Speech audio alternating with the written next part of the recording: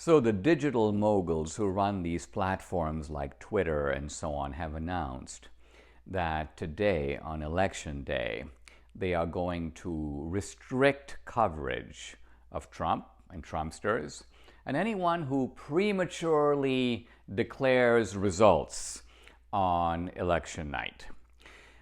They've said that they're going to look to certain reliable sources, certain media outlets, most of them on the left, to officially proclaim the results, and any misinformation that is spread before that will be digitally regulated, which is to say suppressed. Now, this to me is a very disturbing development because I'm going to weigh for a minute the risks of misinformation on the one hand against the risk of censorship on the other.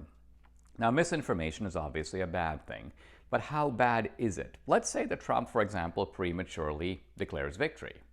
That doesn't mean he actually won. It means he thinks he won. He thinks he's going to win. It's not a usurpation. Trump isn't saying, I refuse to leave office beyond my term. Nothing like that. It doesn't change the outcome of the election. It's merely an opinion.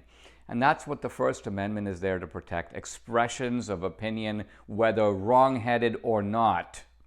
Now, on the other side, we have the danger of censorship. And this danger, I think, is terrifyingly real. Why? Because these digital platforms are the new public square. They're an important part of it. And the First Amendment exists primarily to protect political speech in the public square. No one elected these digital moguls. No one said to these nerds, you are the guys who'd get to decide what opinions can be shared in America. It's your moral responsibility to make sure that erroneous opinions. No one appointed them to do this. So for them to arrogate to themselves this task, I think, is a menace to our freedom. Now, there are some people who say, well, Dinesh, these are private companies. They have every right to do. No, they're in the public space. Notice that radio stations are private. ABC, NBC, and CBS are private, but they're regulated by the Federal Communications Commission. Why? Because these are the public airwaves.